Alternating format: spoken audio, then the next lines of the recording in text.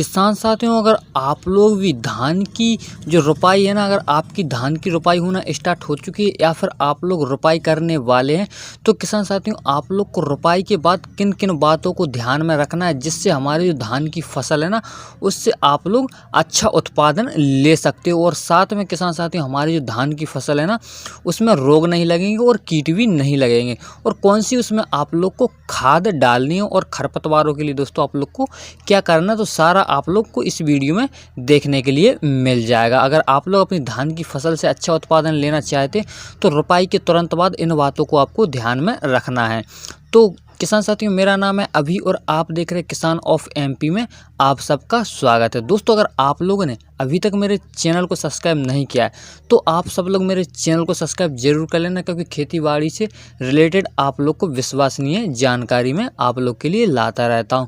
तो सबसे पहली बात किसान साथियों, हमारी जो धान की रोपाई हो जाती है तो उसमें आप लोग को पानी भर करके रखना होता है। जैसे हम तो लगभग हमारी जो धान की फसल है ना, 8 से 10 दिन तक आप लोग को उसमें जो हमारी फसल है ना उसमें पानी भर करके रखना है, उसको सूखा नहीं छोड़ना। अगर सूखा रखेंगे ना तो हमारी जो धान की फसल है ना उसमें कई तरह के खरपतवार उगाएंगे।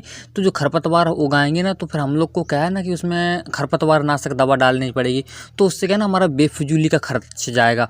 और इसके साथ साथ अगर हम लोग उसकी निराई करवाएंगे तो भी आप लोग का फालतू मजदूर वगैरह में पैसा लग जाएगा। तो आप लोग को पहले ही सावधान रहना है कि उसमें आप लोग को पानी भर करके रखना है, तो हमारा खरपतवार उसमें नहीं उग सके।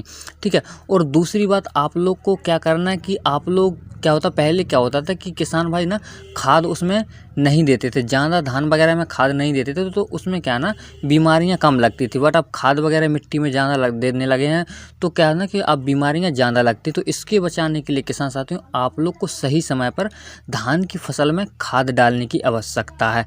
तो किसान साथियों उससे क्या होता है कि हम अगर सही समय पर खाद डालेंगे ना तो हमारे जो रोग रहते हैं वो नहीं लगेंगे और उसमें कीट भी नहीं लगेंगे। तो आप लोग को रोपाई के तुरंत बाद आप लोग को कौन सी खाद डालने की इसमें आवश्यकता पड़ेगी और उससे आप लोग को क्या क्या फ़ायदे हों। लेकिन नंबर 1 आप लोग को सबसे पहले यही सावधानी रखनी है कि आप लोग को अपने खेत में पानी भर करके रखना है, उसको खाली नहीं छोड़ना है। अब किसान साथियों हम बात करें कि रोपाई के बाद आपको कौन सी खाद डालनी है। देखो किसान भाई, अगर आपके खेतों में ज़्यादा खरपतवार उगाते हैं ना तो आप लोग रोपाई के बाद कोई भी जो खरपतवार नाशी दवा रहती है वो आप लोग उसमें 24 से लेकर के 36 घंटे बाद आप लोग उसमें स्प्रे उसका कर सकते हो। ठीक है किसान साथियों, जिससे कि हमारी जो धान की फसल है ना उसमें खरपतवार नहीं उगते हैं। ठीक है।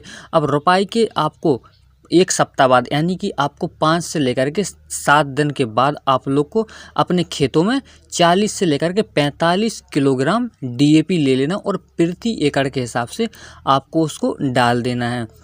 और आप लोग को एक बात का ध्यान रखना है कि आपको उस खेत का पानी निकाल देना, उसमें ज़्यादा पानी नहीं भर के रखना है और आपको उतना ही पानी भर के रखना है कि जितने में हमारा जो DAP खाद है ना वो ठीक है। उसके 2 से 3 दिन बाद किसान साथियों आप लोग को हल्का हल्का पानी भर के रखना है। उसके बाद आप लोग अपने हिसाब से उसमें पानी रख सकते हो, जितना आप लोग उसमें रखना चाहते हो, जितना आपकी फसल की लंबाई रहती है उसके हिसाब से आप लोग रख सकते हो। क्योंकि जो DAP रहता है ना तो इससे हमारी जो धान की फसल है ना उसकी जड़ की जो ग्रोथ है ना, जड़ की ग्रोथ काफ़ी अच्छी होती है और जड़ की जो पकड़ है ना वो होती है।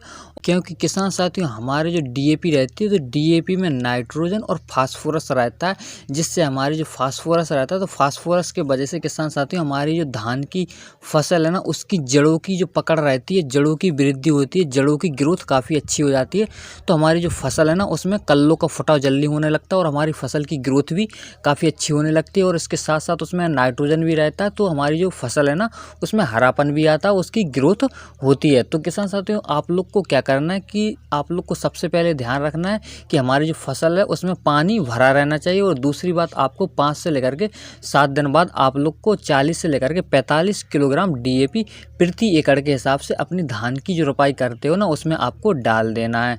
और आप लोग को फिर अंगली खाद कब देनी है, तो आप लोग जैसे यूरिया वगैरह देते हो ना और कोई ह्यूमिक एसिड वगैरह देते हो ना तो वो आप लोग कब देना है आपको दूसरी खाद जो रहती है ना, तो वो आप लोग को देना है आपको 20 से लेकर के 25 दिन बाद, जिससे हमारे जो धान की फसल है ना उसकी कल्लों की ग्रोथ अच्छी हो, कल्लों का फुटाव भी काफ़ी अच्छा देखने के लिए मिले। तो अगली वीडियो में आपको मैं सारी डिटेल्स में और आगे की जानकारी बता दूंगा, तो आप लोग मेरे चैनल को सब्सक्राइब जरूर कर लेना। तो दोस्तों आशा करता हूँ वीडियो आपको अच्छा लगा। वीडियो अच्छा लगा तो अपने दोस्तों में शेयर जरूर कर देना और आप लोग मेरे चैनल को सब्सक्राइब जरूर कर लेना।